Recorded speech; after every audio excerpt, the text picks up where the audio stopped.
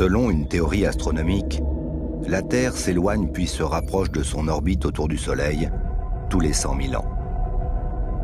Est-ce suffisant pour modifier les moteurs complexes du climat? Probablement. Mais un fait nouveau est apparu. Sans s'en rendre compte, l'homme est en train de modifier l'atmosphère de la Terre tout entière, ce fluide indispensable à la vie et exceptionnel dans l'univers.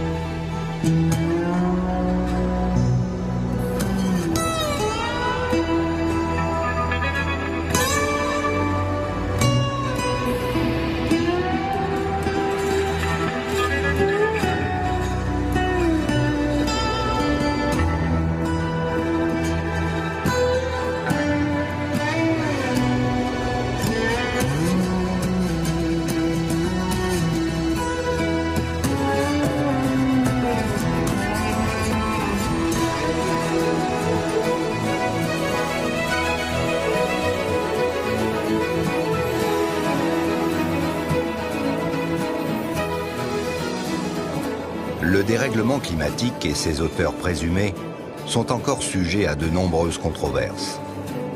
Les faits sont pourtant avérés. L'atmosphère et les océans se réchauffent, les eaux montent dans les deltas, les glaces fondent, les précipitations augmentent, le désert avance et les forêts reculent.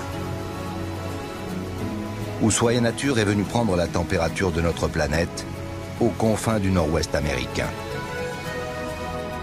Nicolas Hulot se trouve dans l'une de ces vallées jadis recouvertes de 2000 mètres de glace et dans laquelle il ne reste plus que quelques vestiges de ces monstres froids.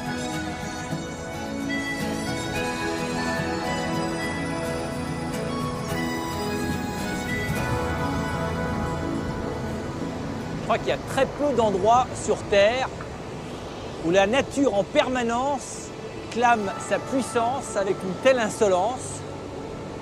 Quand on voit l'échelle des choses ici, l'échelle des glaciers, des montagnes, des vallées, des rivières, des volcans et tout simplement de l'espace, on a ce sentiment bizarre d'avoir été peut-être subrepticement rapetissé, tant la confrontation ici entre l'homme et son environnement est totalement hors de proportion.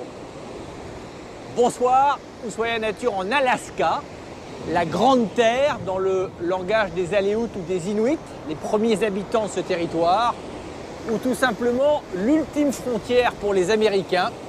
Quand on imagine que l'Alaska fait à peu près 2 fois la taille du Texas ou presque 3 fois la taille de la France, peuplée par seulement 600 000 habitants, c'est dire si ici la nature y exerce encore une quasi-souveraineté.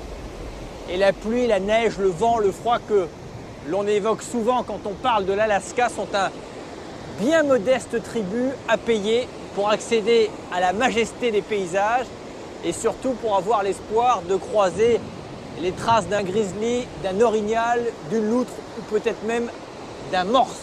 Voilà, en tout cas, c'est sous ces latitudes boréales que l'on vous convie ce soir à un itinéraire magnifique entre le mont Saint-Élias, où nous serons probablement tout à l'heure, le 2e sommet de l'Alaska qui culmine à près de 5500 mètres d'altitude, jusqu'aux Aléoutiennes qui sont ce chapelet d'îles tendues sur 2000 km entre l'Alaska et le Kamchatka comme un pont-levis incroyable entre l'Asie et l'Amérique. Et il faut bien admettre que les Aléoutiennes sont un rêve qui nous trotte dans la tête depuis un certain temps, probablement parce qu'ils incarnent le conte du dépaysement, de l'isolement ou de la solitude. En tout cas, je pense que le seul risque que l'on prenne en se rapprochant des Aléoutiennes, c'est que la réalité soit beaucoup plus forte qu'on l'imagine.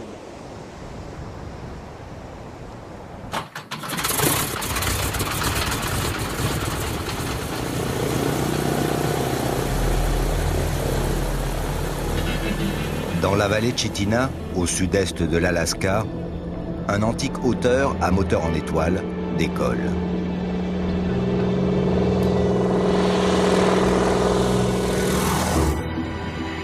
À son bord, une équipe d'Ushuaïa Nature s'est installée pour rejoindre l'une des plus belles montagnes du continent américain, dont le nom résonne ici comme un défi, mais aussi comme un symbole, le mont Saint-Élias. Jean-Sébastien Knorzer, guide de haute montagne à Chamonix, et la parapentiste Agnès Fouilleux composent la base avancée de cette expédition.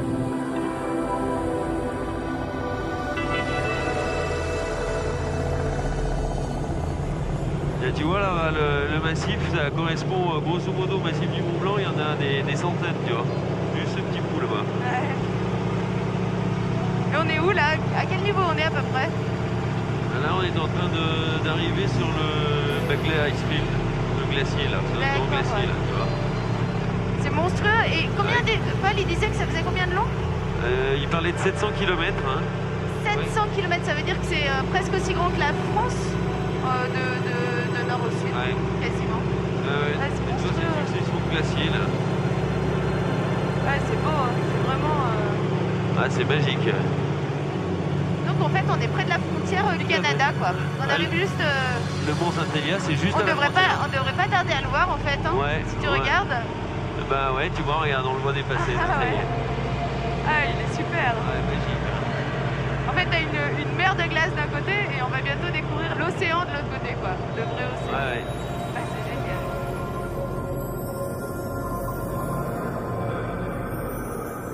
À 200 km de là, vers l'intérieur du continent américain, la chaleur inhabituelle fait fondre inexorablement et rapidement les glaciers. Quand on a l'occasion, ce qui est quand même assez rare, de marcher comme ça sur une langue glaciaire, quasiment au front du glacier, au-delà du spectacle qui saute à la figure, il faut surtout réaliser combien les glaciers sont les indices probablement les plus visibles des variations climatiques d'hier et d'aujourd'hui. Au point qu'au paroxysme de la dernière glaciation, actuellement on est dans une période interglaciaire, il y a exactement 20 000 ans, la taille des glaciers à la surface du globe était sans commune mesure avec leur taille actuelle. Très certainement, la moitié de l'Amérique du Nord était recouverte de glace, idem pour l'Europe du Nord-Ouest, et que cela avait provoqué, comme c'est le cas lors des glaciations, une énorme régression marine, c'est-à-dire un abaissement des océans d'environ entre 120 et 150 mètres, ce qui a permis, notamment au détroit de Bering, le passage de civilisations qui avaient été élaborées en Sibérie et qui ont profité de pouvoir passer à pied sec. Et l'Alaska s'est trouvé de fait la porte d'entrée des peuples les plus anciens dans le Nouveau Monde. Et à partir de l'Alaska, ils ont petit à petit essaimé sur l'ensemble du continent nord-américain.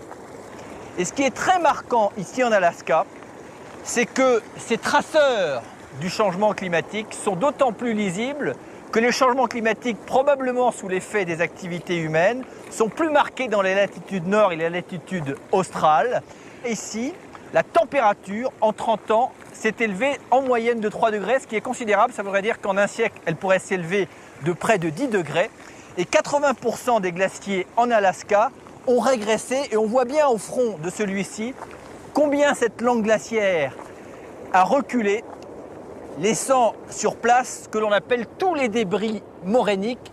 Et autrefois, il n'y a pas si longtemps, ce glacier, évidemment, était beaucoup plus avancé en aval. Voilà, j'entends l'avion d'un garçon que vous allez découvrir, qui est probablement un des meilleurs pilotes au monde, un bush pilote, comme l'on dit, Paul, avec lequel on va aller survoler la plupart des glaciers ici pour en expliquer à la fois leur fonctionnement, leur dynamique et leur morphologie.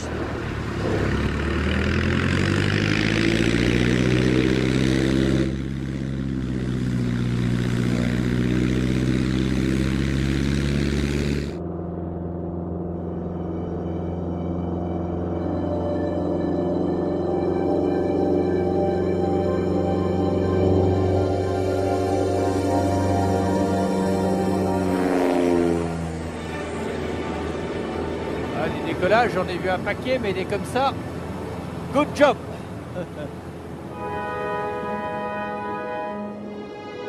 Paul Claus et Nicolas s'envolent pour tenter de rejoindre le Saint-Hélias.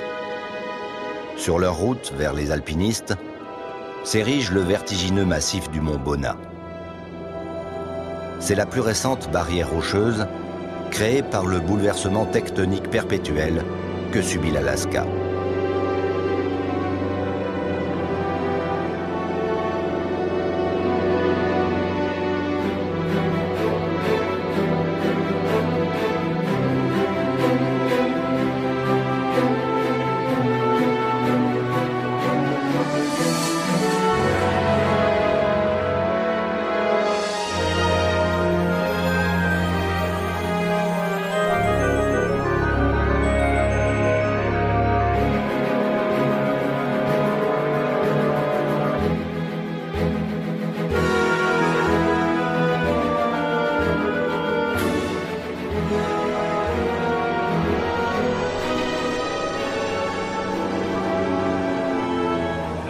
Dans les grandes verticales, au spectacle. On voit bien, vu du ciel, les anciennes vallées glaciaires, lorsque l'expansion des glaces était beaucoup plus grande qu'aujourd'hui. Et souvent d'ailleurs, les glaciations aèrent le relief, ouvrent les montagnes. C'est par ces vallées, par ces voies d'accès que les colonisations se sont opérées au fil du temps. Le déplacement des glaciers dans les Alpes est de quelques mètres par an, quelques centimètres par jour. Mais en Alaska, il peut être de plusieurs dizaines de kilomètres sur l'année.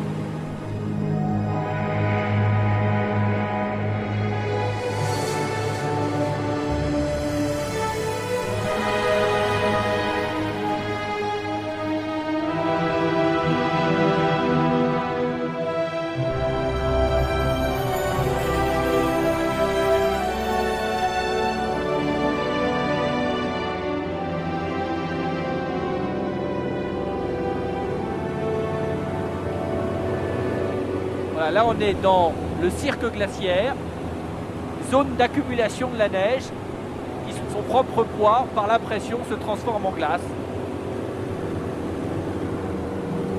Et juste au bord du cirque glaciaire, ce que l'on appelle la rivée, c'est la zone de fracture du glacier. Lorsque la glace commence à tomber dans la pente, c'est le départ de la langue glaciaire qui glisse doucement sur le relief, dégageant les blocs qui gênent sa progression, les faisant éclater ou les arrachant. Et tous ces corps étrangers mêlés à la glace sont petit à petit dégagés sur le côté de la langue glaciaire. C'est ce que l'on appelle les moraines latérales. Et quelquefois, ces roches sont transportées à des dizaines de kilomètres de leur origine. Et plus tard, lorsque le glacier se retire et que l'érosion fait son œuvre, ces roches erratiques, comme l'on dit, sont dégagées. Pour la curiosité des géologues qui trouvent des roches qui n'ont pas du tout la même constitution que le socle sur lequel elles reposent. C'est comme ça que, en plein milieu de New York, on trouve des gros blocs erratiques qui ont été autrefois amenés là, à la dernière glaciation.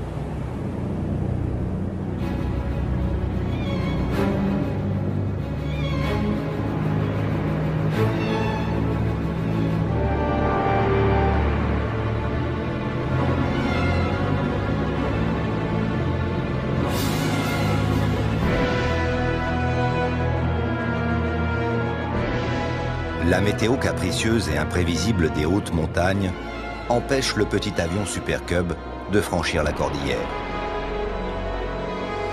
Nicolas et Paul sont contraints de laisser l'équipe d'alpinistes terminer sans eux l'ascension du Saint-Hélias.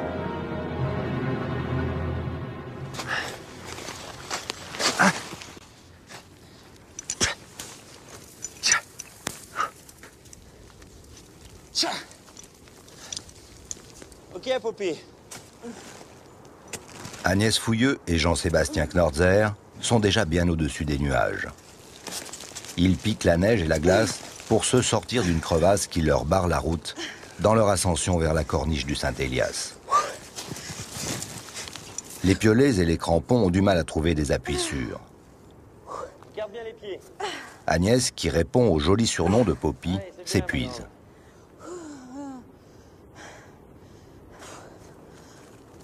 C'est les piolets, quoi. C'est impossible d'avoir un ancrage propre. Ah non, là, il faut pas être trop difficile.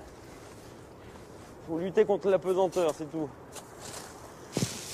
Je tombe. Ok, Poppy? Ouais, ça va. Je vais repartir.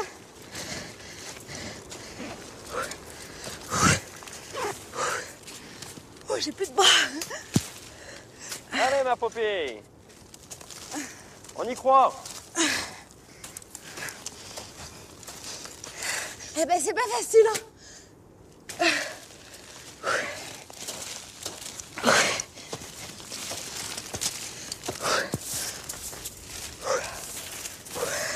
Ah, il se laisse pas faire, hein, ce Mont Saint-Élias.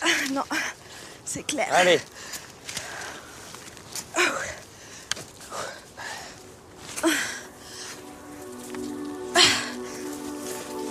Hop. Ok. J'ai pas fâché d'arriver. Bien, super.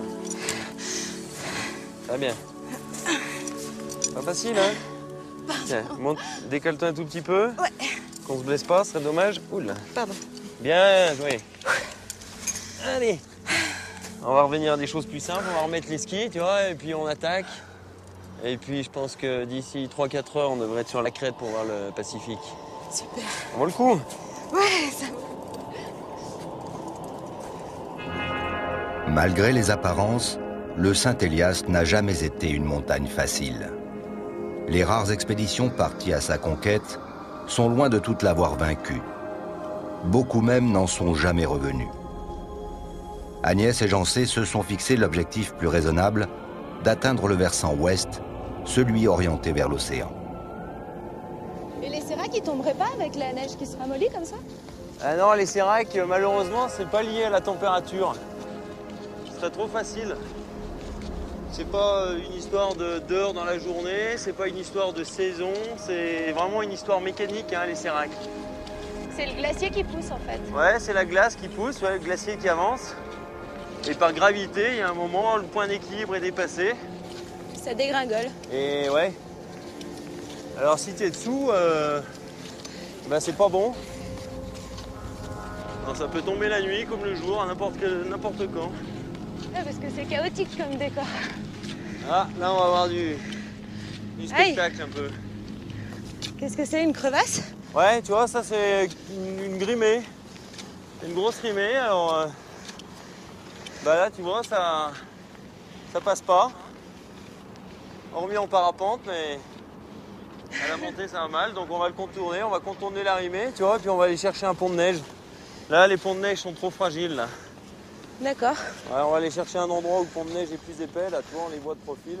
Comment tu sais qu'un pont de neige est suffisamment solide pour passer dessus? Ah, ça c'est une bonne question, parce que le problème des ponts de neige, c'est que ça fond jamais par le dessus. L'épaisseur du pont de neige diminue toujours par l'intérieur. D'accord, donc tu Alors, peux on va pas laisser un savoir peu glisser. vraiment. Alors, le problème, c'est que bah, le mieux, c'est d'arriver de profil, tu vois, et puis de voir un peu l'épaisseur du pont de neige. Il y a des beaux trous, là. Hein.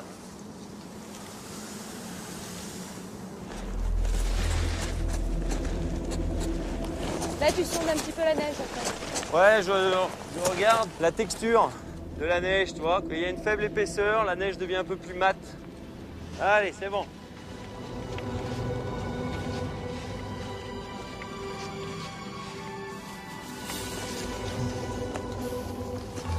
Je sens que ça va être bientôt la cerise sur le gâteau, là.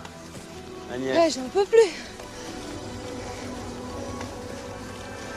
Wow. Regarde ça. Ouh. Là, ça jette, hein. Là, ça change des Alpes. Hein. Regarde ça. Pacifique. Des glaciers qui tombent dans le Pacifique. Pour les deux alpinistes, la symbolique est forte de se trouver sur la montagne qui permit à Vitus Bering de découvrir l'Alaska.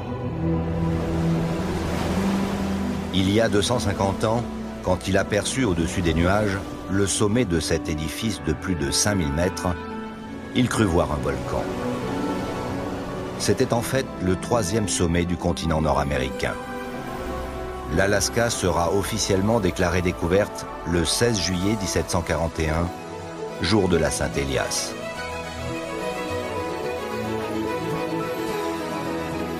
Agnès, qui devait voler avec Nicolas, dévale seule les pentes vertigineuses. Jeancé redescendra à ski jusqu'à l'avion resté beaucoup plus bas.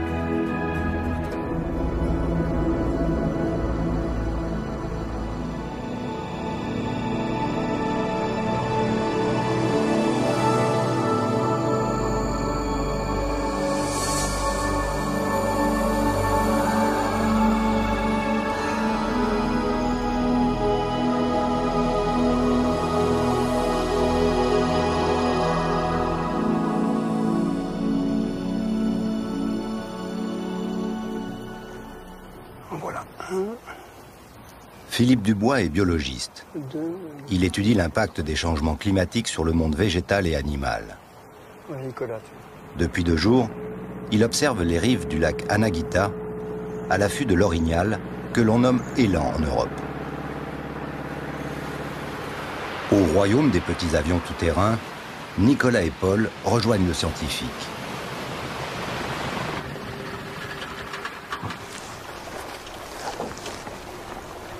Ah Philippe, Salut Nicolas. j'ai vu qu'il y avait du monde dans le lac. Il y a du monde, ouais. Ouais. Ce matin, on en a compté 6. 3 mâles et 3 femelles. Les femelles ne sont pas restées. Elles n'ont pas de jeunes. Aucune d'ailleurs. Donc là, c'est 3 mâles seuls. Ouais. Dont un gigantesque. Gigantesque. Tranquille là. Ouais, Tiens, un sterne. ouais, stern arctique, ils sont là. Ça, c'est quand même l'oiseau le plus incroyable parce que on a tendance à oublier que cet oiseau, chaque année, Ouais. quitte l'Alaska et il descend Plein sud. jusqu'en Antarctique ou Ouais, en Patagonie. dans les, oui, c'est ça, Ouais. dans les eaux subantarctiques. Ouais, il va En faire fait, le voyage que ça fait. 40 000 km aller-retour. Ça, c'est dingue. Bon, je vais débarquer mes sacs. Ok.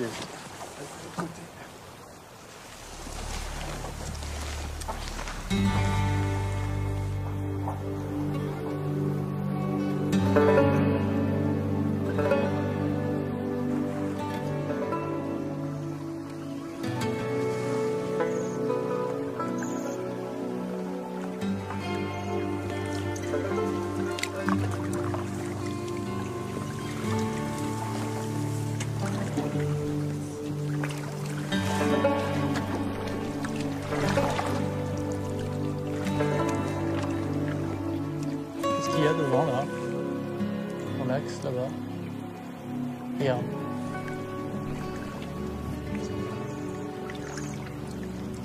C'est un beau mâle.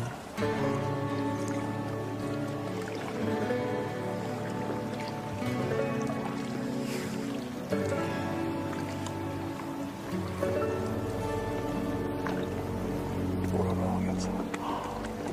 Tu veux regarder le jeu? Non, parce que je préfère bien diriger l'embarcation. D'accord. T'as pas l'intention d'aller les caresser quand même? Attention, il va se retourner. Stop. Ouf. C'est génial.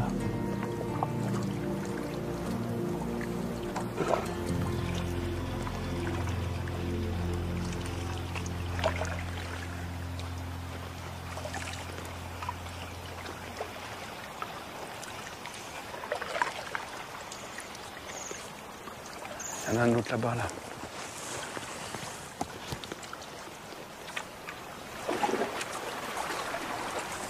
Ils nous ont vus, mais à mon avis, ils nous ont pas encore sentis. Non, on a le vent en commun. J'avance doucement. Je profite du moment où ils mettent la tête sous l'eau. Il y a le vieux mâle à gauche, je crois. Oui. Dans des bois gigantesques. Hein. Ça doit peser entre 20 et 30 kilos, des bois comme ça. Ouais, plus de 20 kilos. Fais attention, on est très près, là. C'est quand même de très, très, très gros bestiaux. Bon, moi, je les approcherai peut-être pas plus. Ça n'a pas l'air de trop les perturber. Hein. Ça paraît pâteau, mais en fait, c'est un animal doué de sens très aiguisé. Malgré ses petites oreilles d'âne, il entend plutôt pas mal. Évidemment, comme souvent, c'est l'odorat qui est le plus développé. Par contre, il a une mauvaise vue. Il a une mauvaise vue. C'est définitivement le plus grand des cervidés. Et je dirais, mis à part peut-être le Kodiak, le plus grand des mammifères terrestres en Alaska. Redoutable avec ses pattes avant, car ses sabots sont très aiguisés, à telle enseigne que pour se défendre contre un loup, ils peuvent lui infliger des blessures mortelles.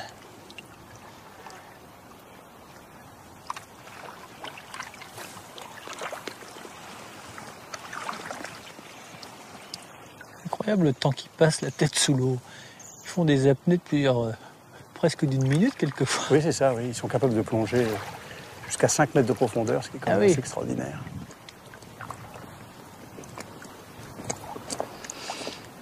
Il y en a un autre qui est presque en apnée, lui, alors. De temps en temps, tu le vois plus du tout.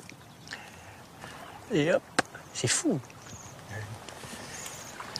Et son museau, il est très lippu, il a une lèvre supérieure qui pend un peu, comme un dromadaire, pour justement attraper les rameaux des arbustes et puis aussi cette végétation aquatique dont il se nourrit abondamment l'été, qui est une source extrêmement riche pour lui, en matière nutritive et en sels minéraux. Regarde, celui-là, il y en a tellement que ça déborde de sa bouche.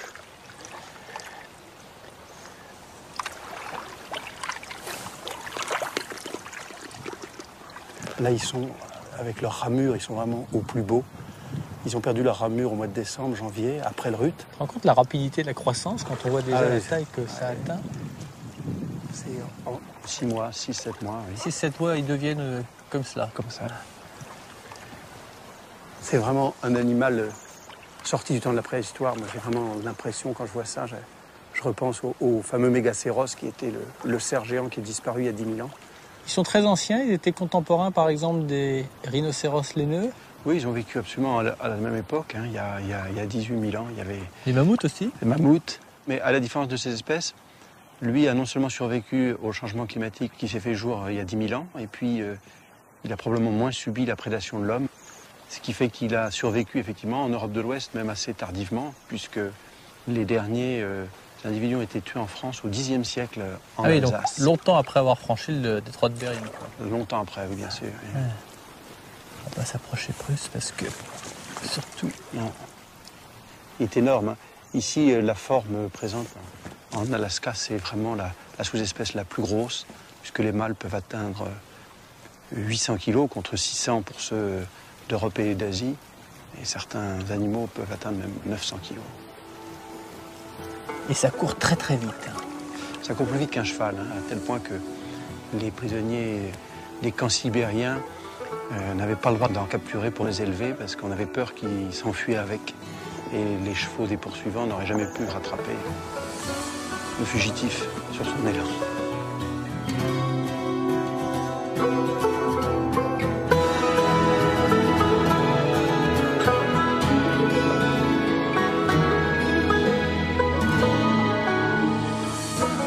Avec l'orignal, l'Alaska compte d'autres mammifères particulièrement puissants, les grizzlies. Formidables prédateurs, ils profitent de l'été arctique pour se gaver de saumon frais.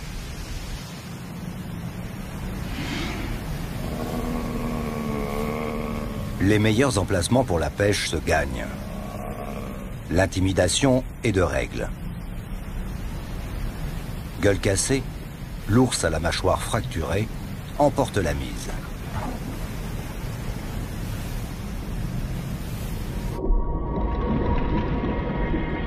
Avertis par la durée du jour qui augmente, les saumons du Pacifique entament leur longue remontée des rivières pour aller frayer dans les eaux où ils sont nés.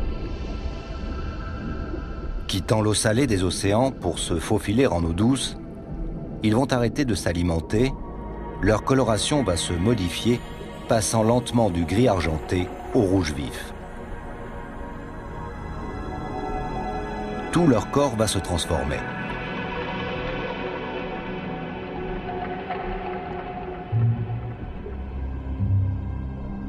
Un caméraman suit depuis plus de 20 ans leur migration. Mark Emery se fait aider de sa femme Mary pour que le mouvement de sa caméra soit plus fluide, mais surtout pour surveiller l'approche des ours qui ne sont jamais très loin.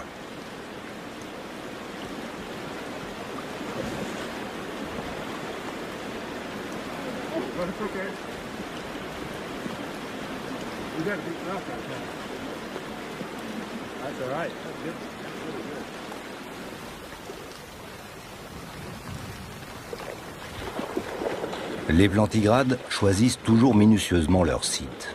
Une cascade permet de saisir les saumons sans défense en plein vol et un bras de rivière peu profond favorise les courses folles à plus de 25 km/h derrière leur proie.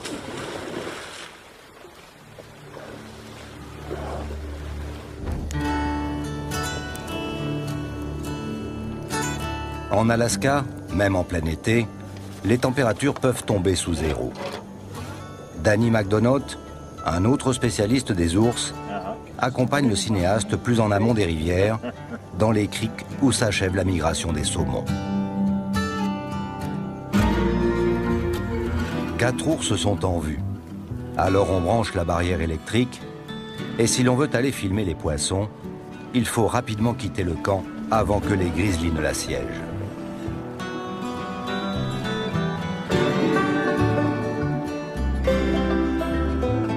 Les ours empruntent toujours les mêmes chemins. Une trace facile à suivre pour remonter jusqu'aux frayères à saumon.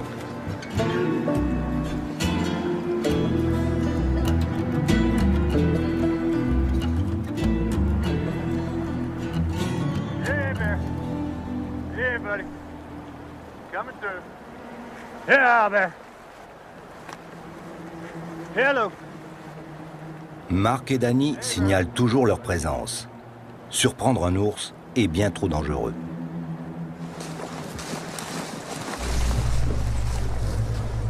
Attendez, attendez. Nous avons une mère avec son petit, là. Je ne sais pas si vous les voyez, mais nous devons reculer, les gars. Là, la mère est juste là avec son petit.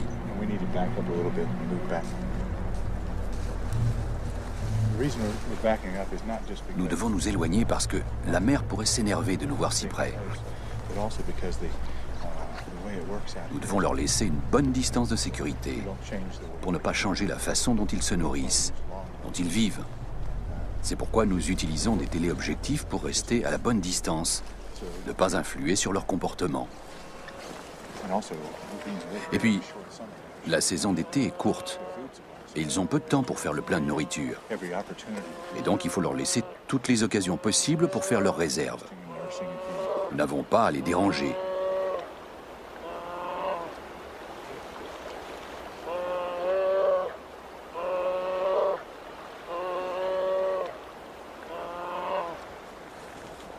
Les deux hommes se remettent sur la piste des saumons, évitant soigneusement les ours en très grand nombre.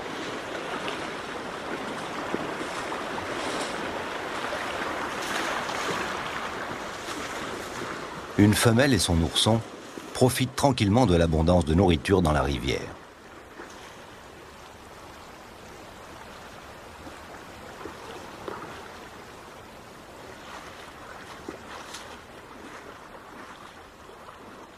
Mais une menace apparaît en haut de la colline. Une mère dominante et ses 3 petits.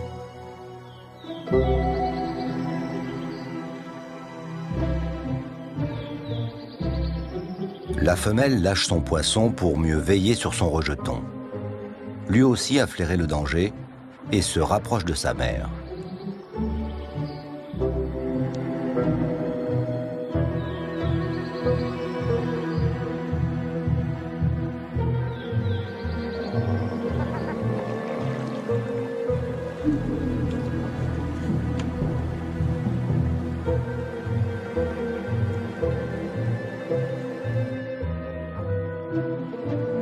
La hiérarchie entre ces 2 femelles s'est probablement établie au cours d'une rencontre précédente. Les discrets mouvements de gueule, d'oreilles, les babines retroussées pour découvrir les crocs sont autant de manœuvres d'intimidation.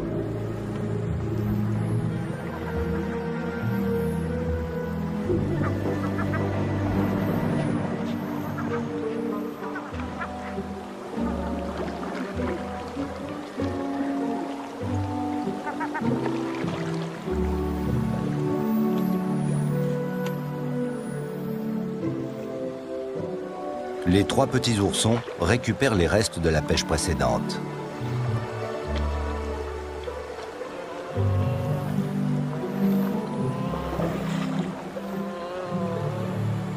La femelle chassée attend son tour sur la berge.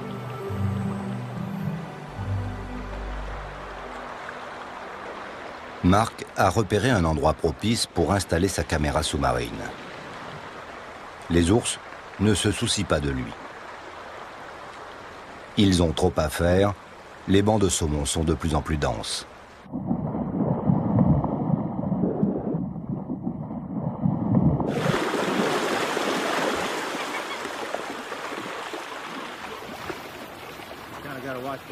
Je vais devoir regarder derrière moi parce que j'ai un peu de compagnie aux alentours. Ce que j'aimerais, c'est installer cette caméra sous-marine. Je la leste d'une ceinture de poids et je m'en vais. Je la laisse en place pour que les saumons s'y habituent. Ils passent devant et ça me donne de bonnes images. Aujourd'hui, il y a beaucoup d'ours. Il y en a 4 juste là. Et ils peuvent s'approcher. Si un ours fait tomber la ceinture, la caméra flotte dans le courant et je peux récupérer plus bas mes 5-6 000 $ de matériel. Comme ça, je ne le perds pas. Jusqu'à présent, j'ai été assez chanceux. J'espère que ça va durer. Il y a pas mal d'ours par ici aujourd'hui. Alors on va vite faire nos images et les laisser faire ce qu'ils veulent après. Les saumons sont au bout de leur voyage, défigurés après plusieurs semaines de jeûne. Ils ne font plus attention à la caméra, cherchent un bout de gravière pour pondre leurs œufs. La demande en énergie de cette migration à contre-courant est telle qu'ils puisent sur leurs réserves de graisse. Ils se mangent de l'intérieur. Leurs écailles disparaissent. Les mâles se battent pour fertiliser les œufs. Leur tâche accomplie, comme les femelles, ils meurent.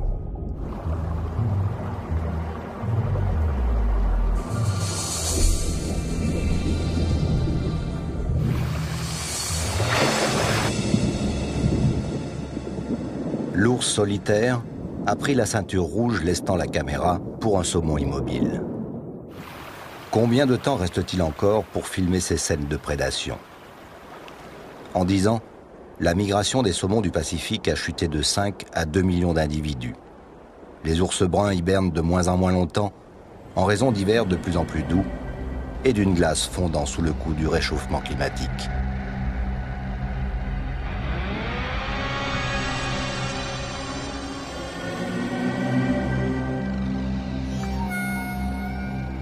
Nicolas et Philippe Dubois achèvent leur descente vers la mer où vèlent les plus gros glaciers d'Alaska.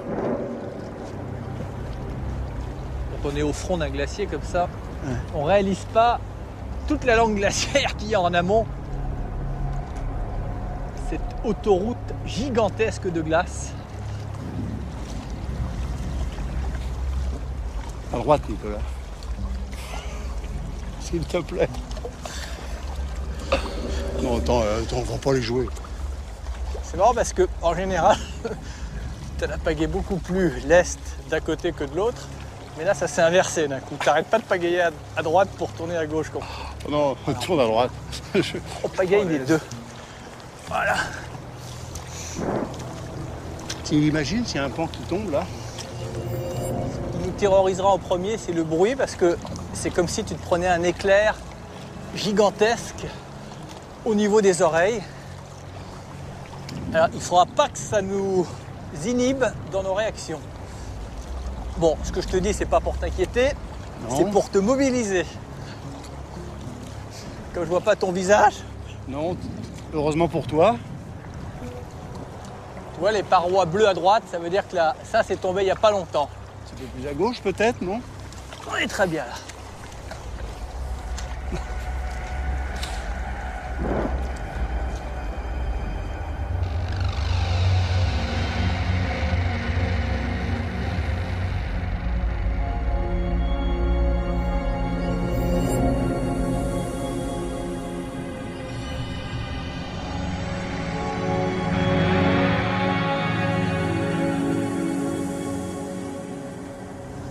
En Alaska, on trouve pratiquement tous les traceurs qui attestent du changement climatique induit par l'homme. Enfin, du changement climatique naturel comme du changement climatique accéléré par l'homme. Oui, absolument. Et ce qui est très étonnant, c'est qu'encore aujourd'hui, lorsque l'on parle des changements climatiques, ça soulève beaucoup de scepticisme, comme si l'humanité doutait de sa propre faculté à mettre en péril un mécanisme aussi complexe.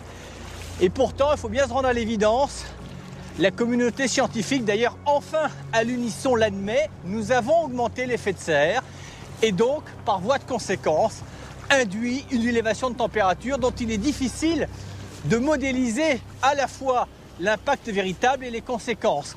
L'effet de serre, je rappelle quand même que, à la base, c'est un phénomène tout à fait naturel qui est très providentiel pour la planète, car sans lui, la température à la surface du globe serait de moins 18 degrés centigrades en moyenne, ce qui serait quand même pas particulièrement confortable. Et comme son nom l'indique, l'effet de serre, c'est tout simplement parce que comme l'atmosphère n'est pas transparente, un certain nombre de gaz lui créent une certaine opacité, elle retient l'énergie que la Terre réfléchit, cette énergie reçue du Soleil. Et le fait d'avoir ajouté un certain nombre de gaz qui participent à cet effet de serre, eh bien l'atmosphère est d'autant plus opaque, donc les températures s'élèvent.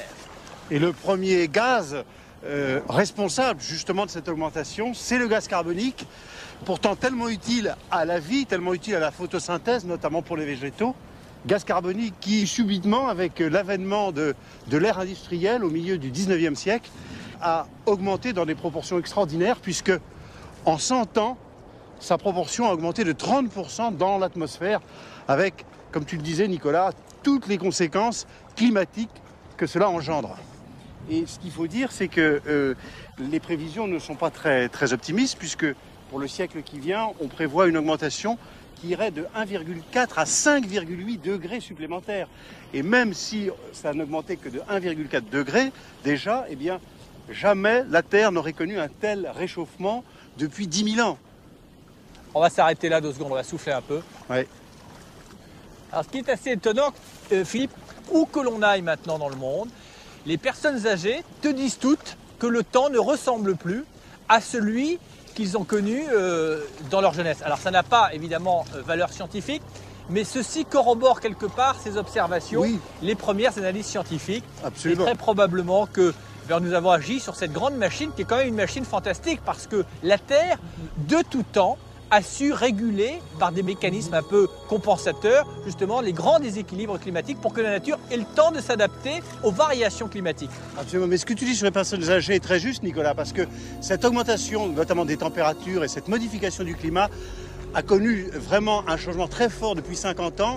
Mais ce qu'il faut dire aussi, c'est que ces modifications qui se produisent sur toute la planète vont malheureusement augmenter le déséquilibre, et il risque d'avoir un fossé de plus en plus large entre les pays dits en voie de développement et les pays riches, parce que l'augmentation du gaz carbonique permet notamment à certaines plantes comme le maïs, etc., de croître plus vite, et ça augmentera évidemment la production de ces céréales dans les pays riches, alors que les pays pauvres risquent de connaître des sécheresses et des inondations qui seront de plus en plus Et catastrophiques. toutes les populations qui vivent dans les deltas des fleuves seront les premiers concernés, ceux Voilà. qui vivent sur les îles basses, ceux qui Absolument. vivent sur le littoral. Du fait de l'élévation de... Il y aura une du niveau de l'eau. réaction en chaîne dont on est incapable de mesurer l'effet et l'intensité. Mais même si on se fie aux fourchettes basses, les prévisions sont quand même très alarmistes sur les conséquences, tant sur la biodiversité que sur les conséquences pour la santé humaine. Entre autres exemples, il y aurait des propagations de maladies comme le paludisme, Voilà. qui trouverait évidemment un terrain beaucoup plus favorable et de nouvelles zones d'expansion. Un Absolument. exemple parmi d'autres. Vers le nord. On va faire ce passage, Philippe, le plus rapide possible, parce que là on est dans un goulet. Je le vois. Et si l'un des blocs part, selon la grosseur, on peut avoir une vague qui nous, non seulement nous submerge, mais nous renverse et nous dépose sur la petite île. Allez, souk, Non. On va à gauche. tu bordel. feras de la science plus tard. Ça va souquer. Eh oh, pas trop près. Non, non, on va. Nicolas tourne. Voilà, je suis à équidistance.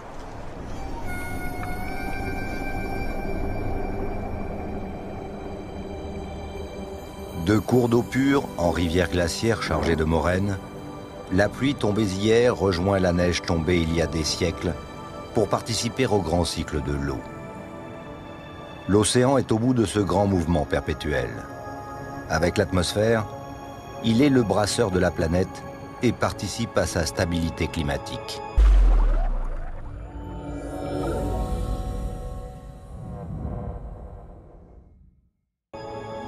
Mais aujourd'hui, lui aussi se réchauffe rapidement.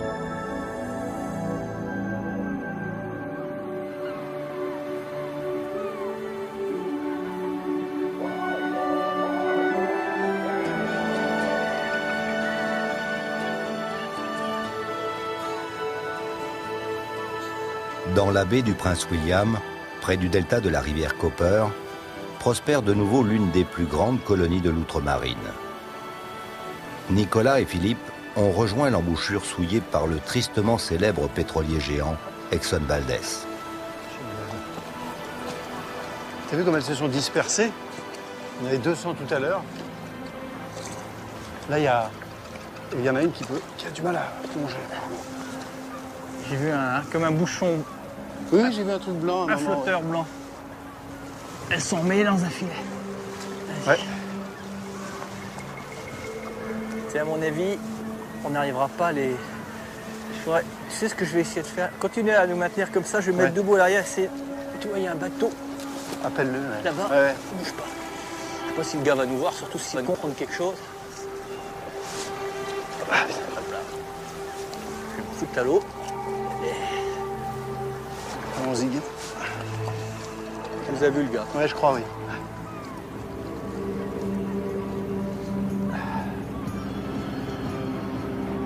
En fait, Nicolas fait appel au bateau assurant la logistique de l'équipe d'Ushuaïa Nature. Le pilote comprend rapidement la raison de ces gesticulations. Hélas, ce n'est pas la première fois qu'un mammifère se prend dans un filet de pêche. Il faudrait qu'il les bloque, qu'il les coince entre nous et lui. Là. Manœuvrer finement et en même temps récupérer les deux loutres emprisonnées s'avère très difficile pour un seul homme. I think the best, I will help you if you want.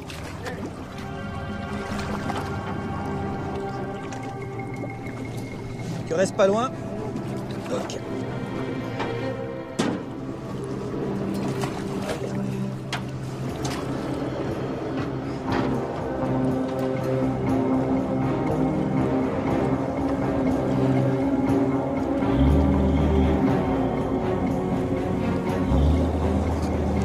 Terrorisées, les loutres s'épuisent à vouloir s'échapper.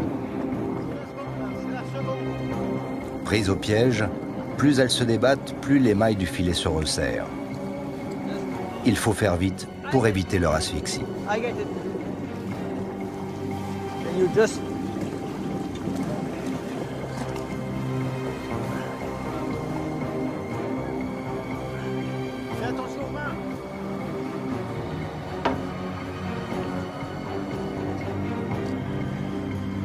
Attention, attention, elle mord.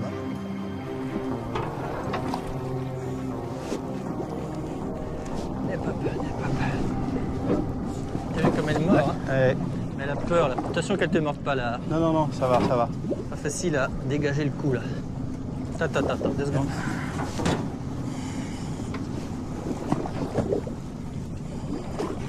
Fais gaffe, fais gaffe, fais gaffe.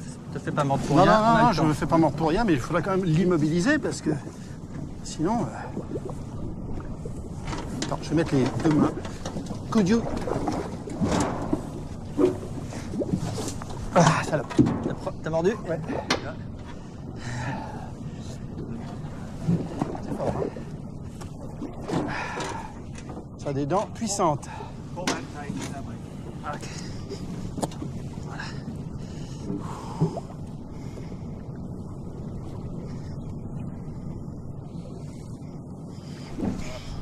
Le problème aujourd'hui des filets avec des mailles trop petites. Les dégâts que ça fait chez les mammifères. Ben voilà un bon exemple. Si on n'était pas passé par là, mais inutile de dire que pour 2 sauvés, Il y en a des milliers qui meurent.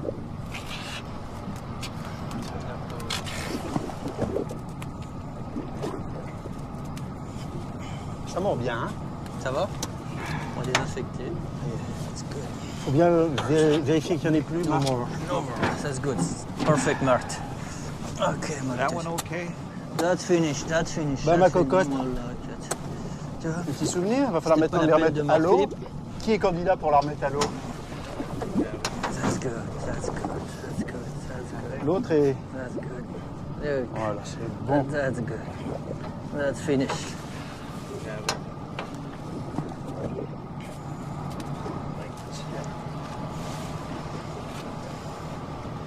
Attention quand elle va se retourner. Oui.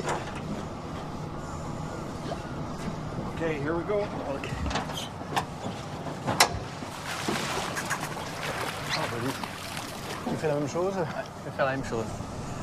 Ouais, c'est bon. Ok, take care. Attention, ça peut encore mordre. Ok, bye bye. Ah voilà, génial. Eh ben, vous pouvez nous dire merci les filles. Et tu vois, ça, ce qui est terrible, c'est que ça leur inflige non seulement des blessures, mais une mort lente et épouvantable, quoi. Oui, ils ne Connerie. peuvent plus se nourrir. Hein. Ils peuvent plus Ok, lisser good. le pelage. Bon. Et regarde, elles se nourrissent, voilà leur alimentation favorite, tu vois. Alors, comment ça s'est passé, quelle est l'histoire?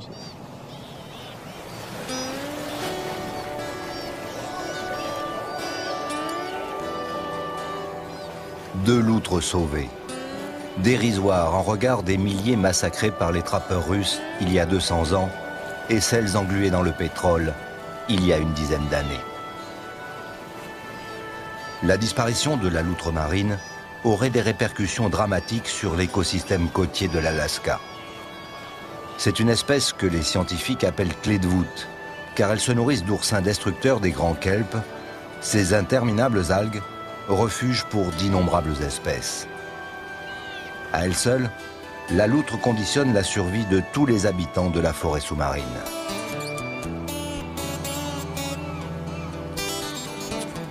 Philippe et Nicolas se sont fait déposer sur une petite île au beau milieu de la baie. Là, on est bien parce que, visiblement, Il y en a là. d'abord, elles ne nous voient pas, ou elles nous voient, mais elles sont beaucoup moins effrayées. Hop.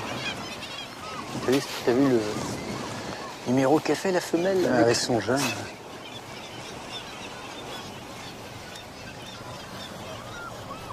Tu as vu, elle la porte sur le dos parce que... sur le ventre, tu veux dire? Oui, elle sur le dos, elle sur le et dos. petit sur Voilà. le ventre. Et tu sais que dans les premières semaines de la vie, elle ne quitte jamais son petit. C'est-à-dire que le petit est toujours sur le ventre de la mère, y compris quand elle plonge.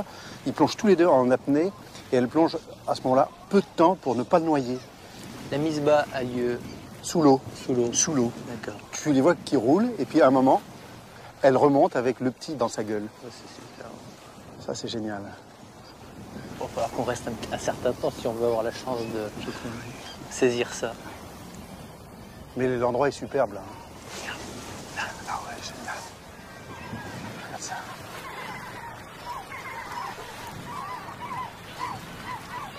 Et on a appris une autre chose des loutres marines dans l'éthologie des animaux, l'étude du comportement, c'est que quand elles n'arrivent pas à casser un coquillage, elles vont chercher un caillou et elles vont avec ce caillou évidemment frapper le coquillage. Et si le caillou n'est pas de taille suffisamment importante ou qu'il n'a pas un angle qui lui permet de casser ce coquillage, elles vont le poser le coquillage, refaire une apnée, aller chercher ce caillou.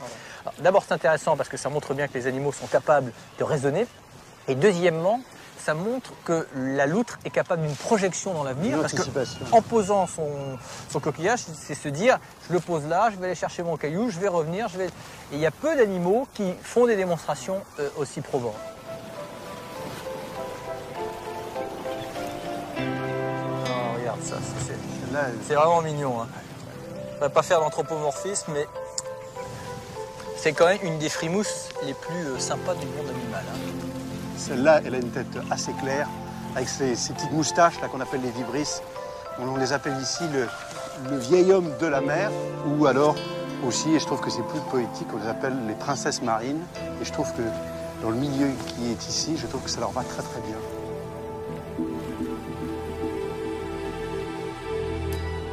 À marée basse, les bancs de sable entourent le rocher qui servait d'observatoire. Les loutres mâles profitent de ce reflux pour se dorer la fourrure.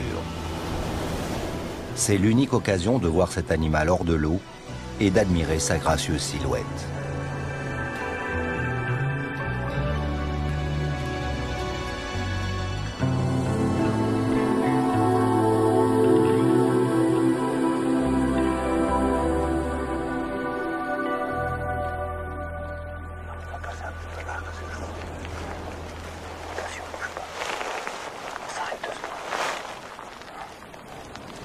Qu'est-ce qu'elle a de particulier, cette fourrure, pour avoir attiré tant les convoitises? Écoute, c'est la fourrure la plus efficace du monde animal parce qu'elle est formée de deux couches. Une couche externe avec des poils extrêmement imperméables et une couche interne qui est la fourrure la plus dense puisque par centimètre carré, on compte 100 à 150 000 poils. 100 à 150 000 poils par centimètre carré, c'est-à-dire plus que sur les cheveux de la tête d'un humain. Et donc, ces petits poils permettent d'emprisonner l'air et de faire une couche qui est en fait plus isolante que la couche de lard des baleines et des otaries que ne possède pas la loutre qui ne peut vivre que grâce à cette fourrure et non pas grâce au lard et à la graisse des autres mammifères marins. Quand tu parles de la densité des cheveux sur la tête des humains, tu fais référence évidemment au tien et non pas au mien. Ça, voilà. La surprise, voilà. Le réveil est un peu dur, évidemment, et je pense qu'elles sont un peu surprises de nous voir.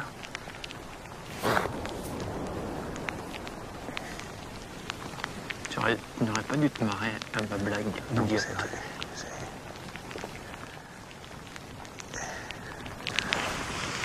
Laissons-nous peut-être un peu plus. Voilà.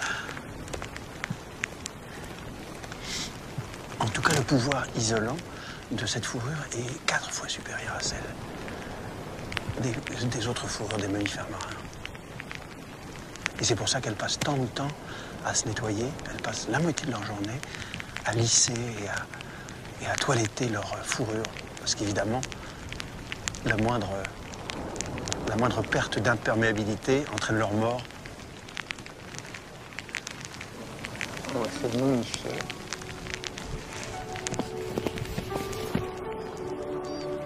Cette précieuse fourrure a bien failli provoquer l'extinction de l'espèce. Aujourd'hui protégée, elle a désormais plus à craindre des orques qui s'attaquent depuis peu aux loutres, faute de trouver assez d'otaries ou de phoques dans les eaux du Pacifique Nord. La surpêche, ajoutée au réchauffement de quelques dixièmes de degrés de l'océan, contribue à bouleverser l'équilibre de toute la chaîne alimentaire marine.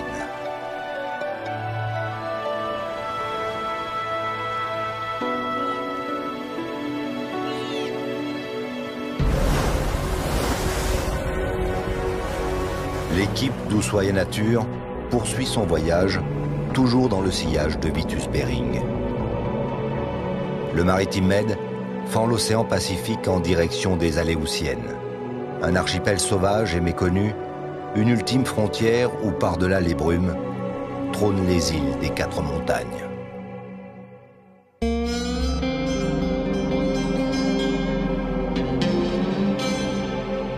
Posé telle une guirlande entre l'Asie et l'Amérique, à cheval sur la ligne de changement de date, l'archipel des Aléoutiennes compte 120 îles, toutes volcaniques. C'est l'arc nord de la ceinture de feu du Pacifique qui cache en son cœur le petit groupe d'îles des 4 montagnes.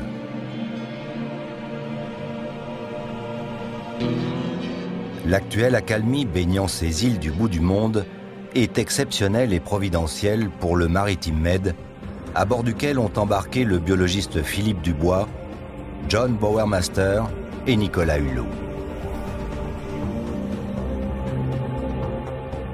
John Bowermaster est écrivain et aventurier américain.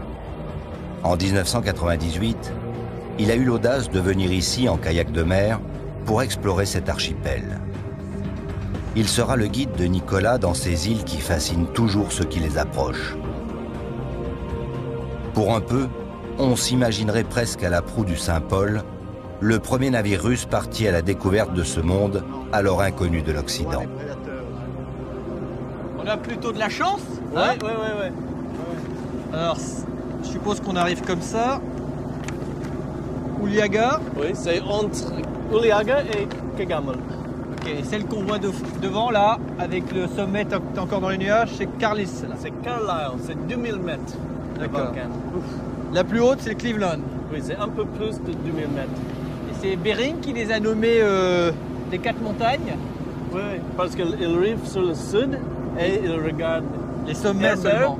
Le 2 volcans de Shugenedak et Carlisle, c'est tout. C'était pas très précis à l'époque. Non, ils n'avaient pas vu celle-là. Ce qui est amusant, c'est que ça a quand même conservé le nom des 4 montagnes alors que elles sont 5. Ouais. Mais c'est une endroit très sauvage. Oui, avec ça se voit, le vent, la pluie, les nuages. Ouais. Quand on parle des Aléoutiennes, on parle du berceau des vents. Oui. Ça a une signification sur un plan climatique. C'est avéré que c'est quand même un endroit où les grandes... Absolument, c'est un endroit de convergence de courants océaniques. Et donc il y a une couverture nuageuse quasi continue. Et donc évidemment, c'est aussi source de pluie, de tempête et de vent. Il y a combien, John, de volcans encore en activité dans cet archipel-là? Aujourd'hui, juste un. Un seul. Ouais, juste Mount Cleveland. Ce qui est quand même très étonnant sur un plan purement historique, c'est que les Aléoutiennes, comme l'Alaska, mais plus encore peut-être les Aléoutiennes, c'est un endroit où toutes les civilisations se confondent. Et quand on voit combien l'histoire américaine et l'histoire russe coïncident ici, se sont succédés géographiquement, les premiers propriétaires ont été les Russes, puis après les Américains, et on trouve aux Aléoutiennes beaucoup de marques du passage des Russes, notamment avec les églises orthodoxes et les croix orthodoxes un peu partout. Et c'est assez amusant de voir que sur cette extrémité du continent américain, ces deux grands pays se sont succédés et que leurs traces aujourd'hui se confondent. C'est une belle leçon de l'histoire. On connaît surtout l'histoire américaine de l'Alaska à travers la ruée vers l'or, la pêche au saumon et le pétrole. On a vite oublié que les Russes ont occupé cet immense territoire pendant près de 150 ans, avant qu'il ne soit bradé pour une poignée de dollars en 1867.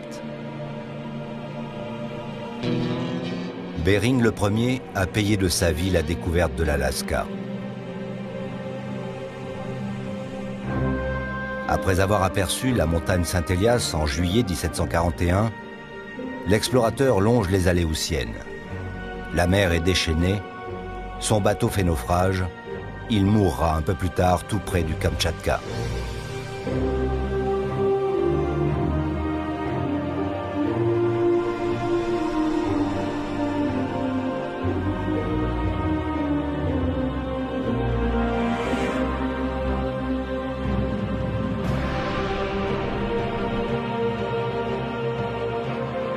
Les Aléoutiennes, nées de la furie des éléments, sont à la frontière de 2 océans, de 2 continents et de 2 plaques tectoniques qui se chevauchent.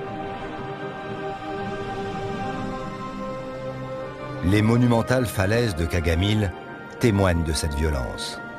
Une aubaine pour certains équilibristes zélés.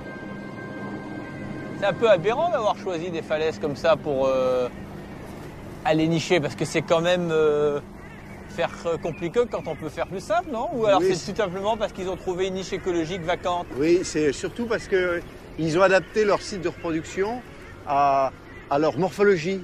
Hein, ce sont donc des guillemots qui sont des alcidés, de la même famille que les pingouins, qui viennent en fait ici, tout simplement parce qu'ils sont mal adaptés pour la marche, mal adaptés pour voler, avec une grosse dépense énergétique, et en plus, ils ont besoin d'être proches de leur source de nourriture. Donc, il leur faut un site où ils soient en toute tranquillité, loin des prédateurs, puisqu'ils volent mal, ils marchent mal, et proches du garde-manger.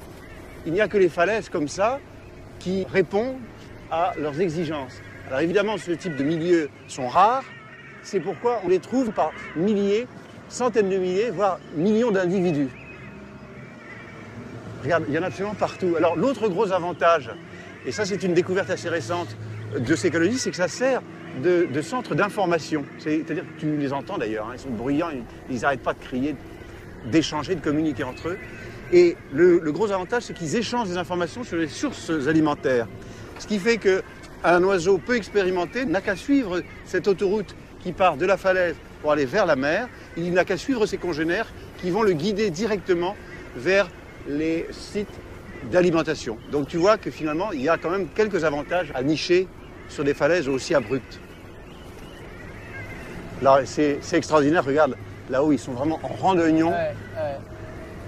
On a l'impression que c'est un congrès international de maîtres d'hôtel, tu vois. Ils sont tous en livret noir avec...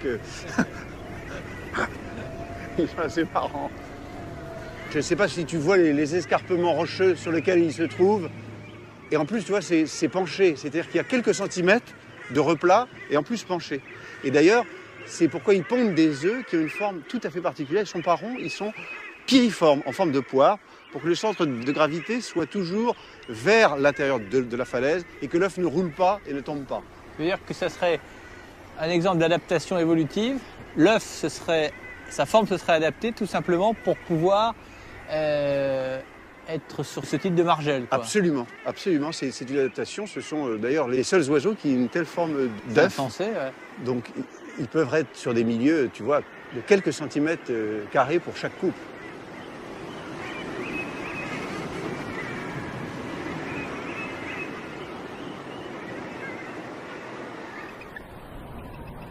Toujours à l'affût d'une proie facile, plane l'aigle à tête blanche. Les Aléoutiennes sont à la fois refuge ou étape pour des millions d'oiseaux, qu'ils soient sédentaires ou migrateurs.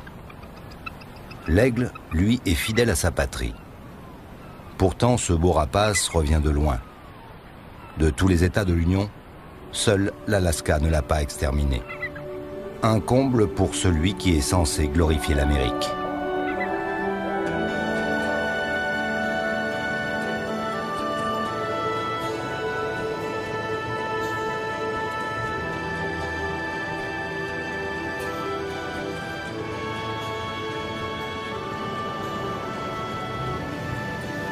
Philippe Dubois s'est fait débarquer sur l'île de Kagamil. À sa place, on imagine Steller, le naturaliste de Bering, arpentant il y a 250 ans les pentes de ce nouveau monde avec beaucoup d'espèces nouvelles à découvrir. Malgré sa moisson exceptionnelle, la mission russe commandée par Bering a le goût amer de l'inachevé. Après 10 ans d'expédition épuisante, Bering accordera à Steller seulement 10 heures sur la terre ferme pour mener ses investigations scientifiques. Il en ramènera malgré tout un véritable trésor biologique. Étrange de trouver à cette haute latitude une plante carnivore habituellement associée aux régions tropicales. Elle s'est acclimatée pour résister aux froids extrêmes, tout comme cette orchidée platentaire.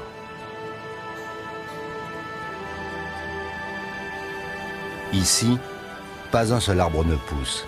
Pourtant, les Aléoutiens connaissaient la plupart des essences de bois, même exotiques, que leur apportait l'océan.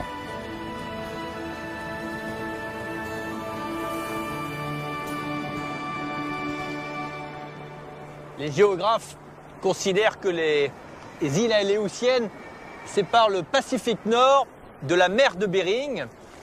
Si on s'en tient à cette précision, à notre droite, la mer de Bering, et de l'autre côté de ces îles, le Pacifique Nord. Spectacle splendide de ces volcans au cône parfait posés dans l'océan. Ces mêmes îles qu'a dû apercevoir lors de son ultime voyage le fameux Danois Vitus Bering au service du tsar Pierre le Grand pour, entre autres, confirmer que l'Asie et l'Amérique étaient bien deux continents séparés. Et c'est à cause de lui, va-t-on dire, que l'information selon laquelle les Aléoutiennes regorgeaient de mammifères marins, de loutres, de phoques et d'otaries, se propagea à une vitesse très rapide auprès des trappeurs russes qui se ruèrent sur les côtes aléoutiennes. Et cette ruée sonna le glas de la culture aléoute. Je rappelle quand même que la culture aléoute est probablement une des cultures les plus exceptionnelles dans l'histoire de l'humanité. Héritiers de la culture inuite, eux-mêmes héritiers de ces cultures qui ont émergé en Sibérie, qui ont franchi il y a 8000 ans le détroit de Bering. Pendant 2000 ans, ils ont essaimé en Alaska et au Canada. Certains ont démarré la culture indienne, d'autres la culture esquimau, et certains sont venus petit à petit dans les îles aléoutiennes. Et cette évolution de la culture inuite est devenue la culture aléoute.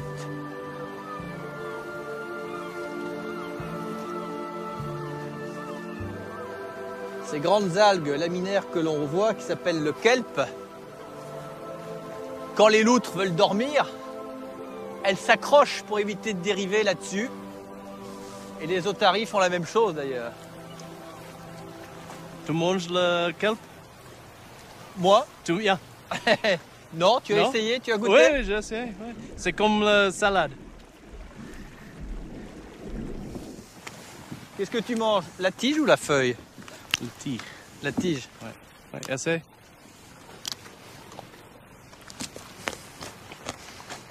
De la salade, hein? Ouais, c'est pas mal. C'est salé, hein? Ouais.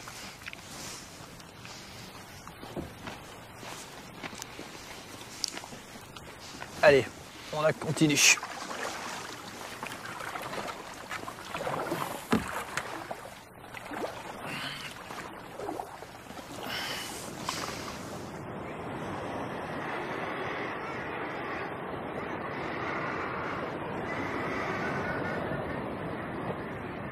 La lumière, comme le temps ici, change à une rapidité incroyable.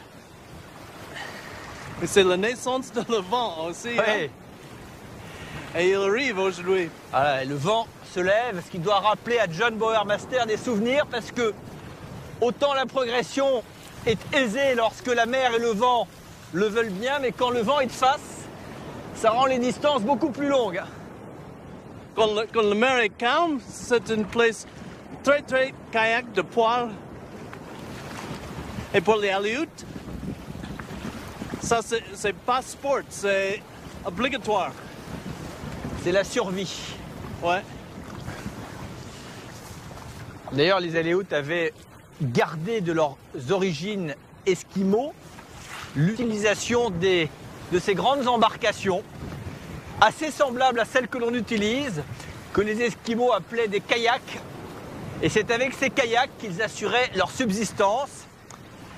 L'otarie de Stellaire, du nom du naturaliste de Bering, qui pour la première fois la mentionna, leur fournissant des peaux pour s'habiller, pour constituer l'entoilage de leur kayak. Avec les os, ils faisaient des outils et des armes. Avec les dents, ils faisaient des hameçons. Avec les tendons, du cordage. Avec les palmes, des phoques. Ils se faisaient des semelles pour leurs bottes. Ouais. Autant dire que ces animaux étaient pour eux une véritable providence. Incroyable adaptation de tous ces peuples dans une nature excessivement rigoureuse, car l'hiver ici doit quand même avoir les couleurs de l'enfer. Ça va derrière? Oui. Ah.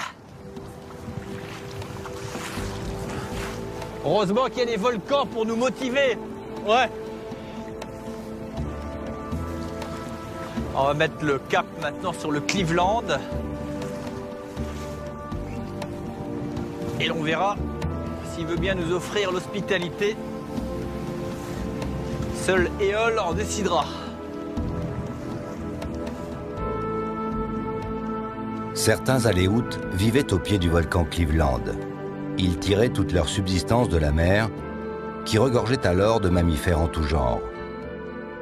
Quelques sanctuaires témoignent de cette richesse biologique, désormais sous haute surveillance.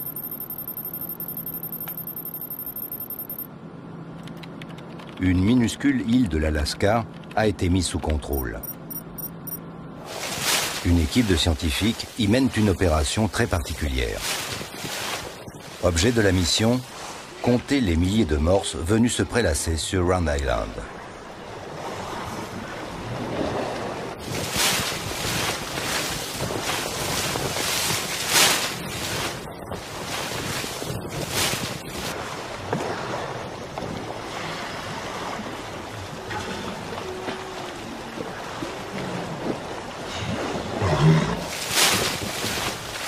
Marie Cody, biologiste, arpente la côte à toute vitesse pour débusquer les mammifères.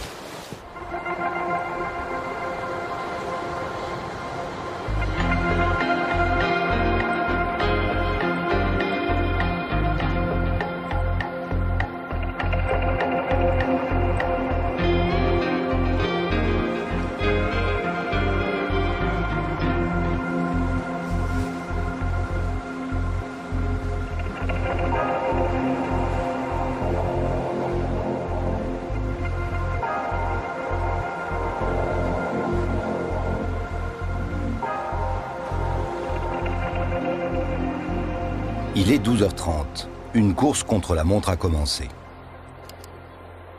Marie va compter en un minimum de temps, un par un, tous les morses présents sur l'île. Pour comparer avec ses relevés, à 14 heures précises, un satellite depuis 36 000 km d'altitude prendra un cliché de Round Island avec une précision de l'ordre de 60 cm.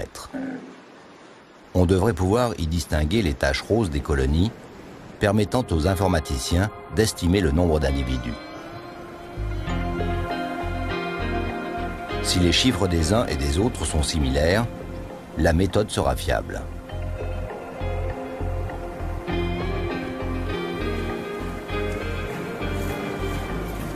Il y a 3 km de sentier sur l'île, pas un de plus, avec l'interdiction absolue de s'en écarter pour respecter l'environnement.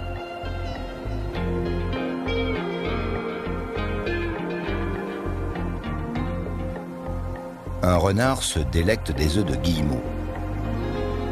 Ce prédateur est arrivé sur l'île grâce à la banquise qui recouvre la mer tout l'hiver.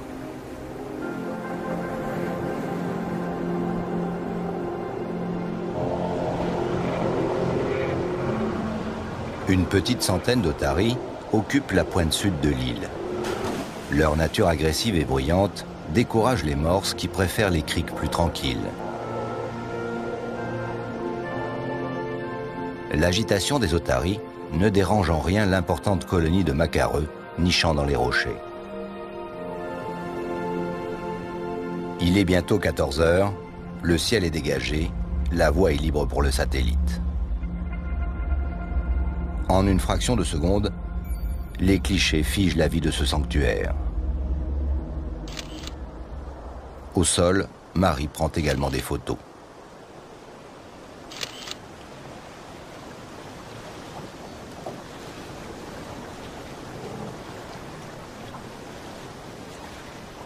Seuls les morses mâles sont en villégiature.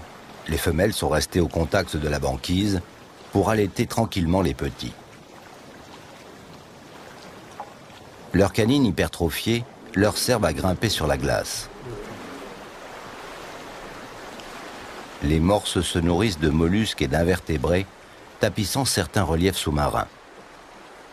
Ils passent ainsi plusieurs jours en mer à se gaver, avant de venir s'affaler, digérer et jouer au milieu de leur père. Les morses, revenant d'un long voyage en quête de nourriture, apparaissent glabres, presque blancs. Pendant leur périple en eau glacée, le sang se concentre au milieu du corps, alimentant les organes vitaux. La peau perd alors sa coloration brune. Sous les rayons du soleil, le sang de ces lourdeaux inactifs se répartit à nouveau de façon uniforme et le morse retrouve des couleurs.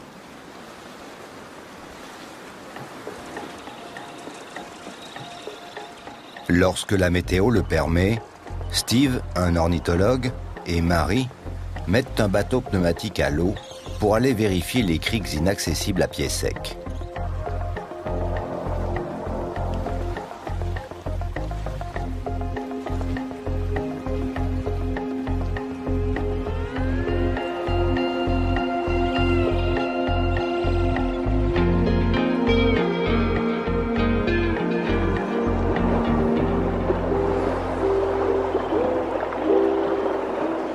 À proximité des animaux, on distingue les vocalises des morses en migration, un moyen de communication des plus mélodieux.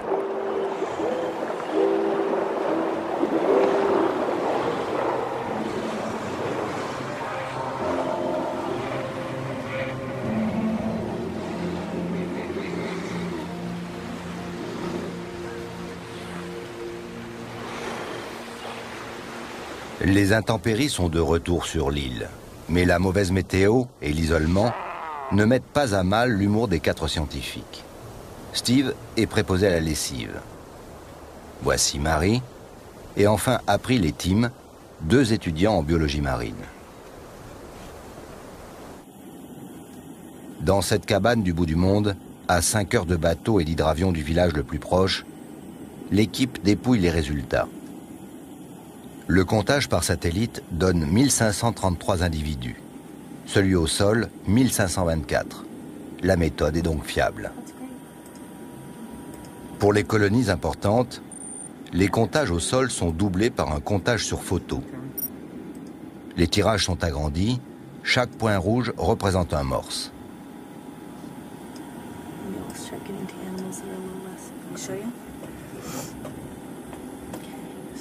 Afin de limiter les erreurs, chaque colonie est comptée 3 fois.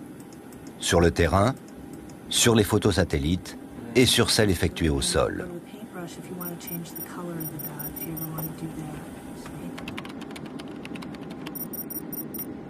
Dans les bureaux d'Anchorage, les images satellites noir et blanc à l'origine sont colorisées pour, à terme, identifier clairement les groupes de morses. Le but du programme satellite est de commencer sur l'île de Round pour vérifier que la méthode est fiable. Ensuite, on pourra compter les morses dans d'autres endroits. On peut même envisager de les compter quand ils partent en mer de Bering. Durant l'hiver, les morses sont sur la glace et loin des côtes. C'est très cher et surtout dangereux d'aller voler au-dessus de cette zone, d'où l'intérêt du programme satellite de surveillance des colonies de morses.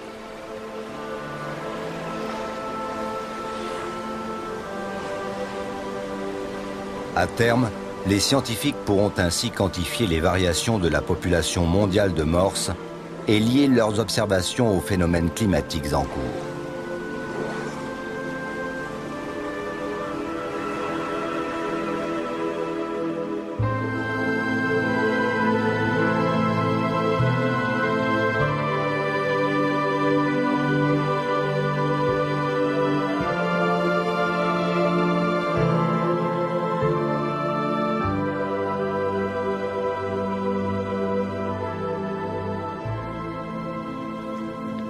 C'est difficile d'apprécier la difficulté. Parce que quand on regarde comme ça le volcan, ça a l'air assez simple. Mais la pente est forte. Ouais. Et ce que je crains, c'est qu'il y ait un véritable tapis roulant de petites particules volcaniques et que ça rende la progression difficile. Et la difficulté ici, c'est que le temps change très très vite et que si à la montée et encore plus à la descente, on était vraiment dans les conditions météo qu'on a eues les autres jours, à mon avis, ça deviendrait vite l'enfer. Mais quand on le voit comme ça, évidemment, il est particulièrement tentant. Hein. Il y a un peu d'activité là-haut. Hein. Oui, oui, oui. Et là-haut, il change beaucoup. Hein. Allez, on y va.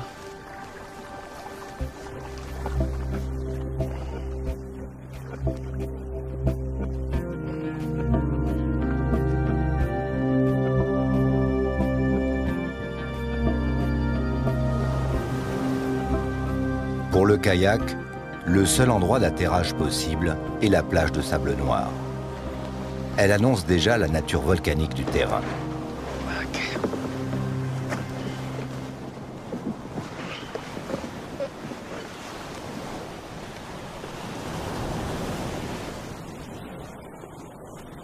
Et voilà. Ok. Good.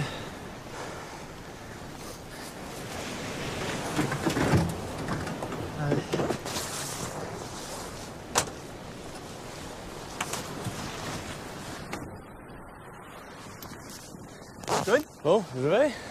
Allez, hop.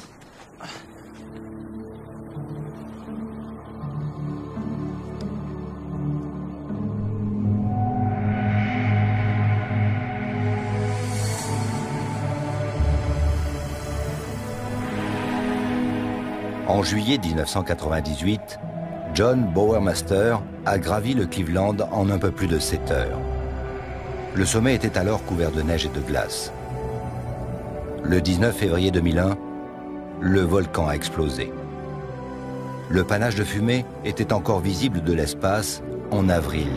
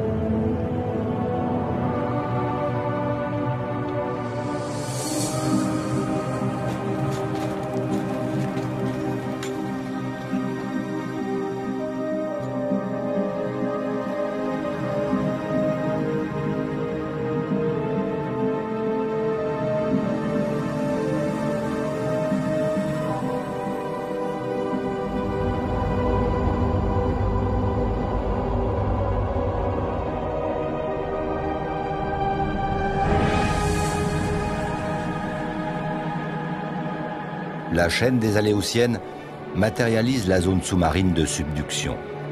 La plaque nord-pacifique, Juan de Fuca, s'enfonce sous la plaque nord-américaine. Cette tectonique provoque une remontée de magma et crée des îles volcaniques extrêmement actives.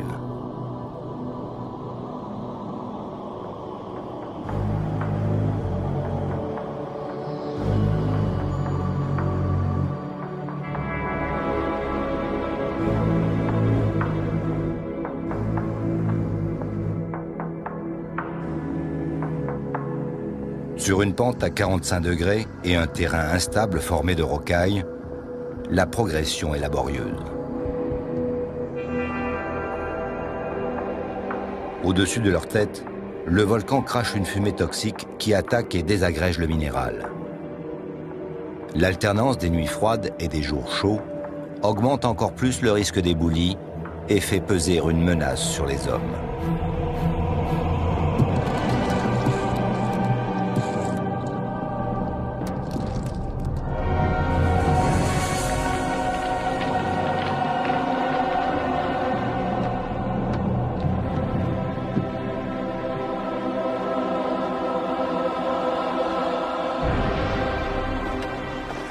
En fait, plus de 10 heures seront nécessaires pour gravir les 1800 mètres de dénivelé.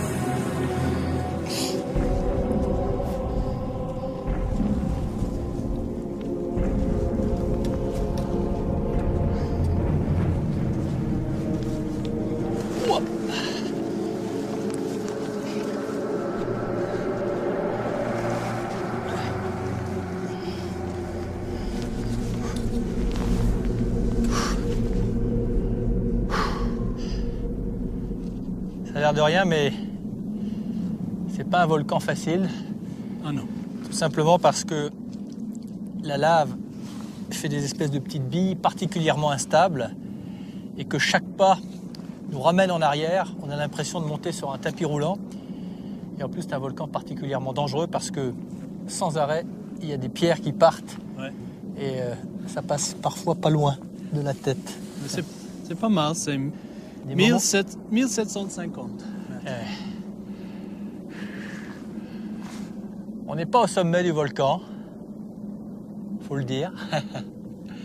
Et on n'est pas très content de cela, mais tout simplement parce que pour un entêtement, pour 150 mètres ou 200 mètres supplémentaires, on ne tiendrait pas compte du temps pour redescendre. Et il serait plus prudent de descendre avant la nuit. Ah ouais. Et il y a des fois, c'est pas facile à admettre, mais il vaut mieux se passer des 100 derniers mètres plutôt que de s'obstiner. D'autant plus que, à part se faire enfumer dans les fumerolles, on n'aura rien de plus beau. Je ne sais pas quel écrivain en France avait dit « Ce matin, l'œil est le prince du monde ». Et bien ce soir, l'œil est le prince du monde. Parce que vraiment, ce tapis de nuages, avec de ci, de là, et notamment ce volcan qui doit être au moins à 60 km d'ici, sur d'autres îles des Aléoutiennes. Et on voit bien l'isthme entre les deux volcans qui atteste que cette île va bientôt se scinder en deux sous le joug et l'assaut de l'océan. Quand on imagine que ce lieu à l'écart de tout a été pendant des milliers d'années la résidence des Aléoutes, quand on pense que ces hommes et ces femmes venus de Sibérie puis en Alaska sont passés par le détroit de Bering, certains sont devenus les Indiens, jusqu'à peupler l'ensemble du continent américain à l'extrême sud de celui-ci, puisque les Alakalouf en Patagonie sont un peu le pendant des Aléoutes ici aux Aléoutiennes.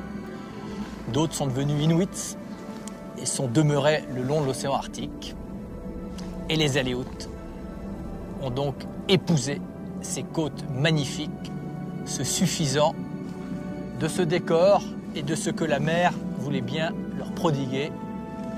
On se dit que quelquefois l'homme est capable de génie et quand dans le même temps, comme on l'a évoqué au fur et à mesure de ce parcours, on voit que l'homme quelquefois, probablement sur sa lancée, est capable de mettre en cause les grands équilibres et notamment les équilibres climatiques, tout simplement peut-être parce qu'enivré par ses succès, il en perd la moindre conscience.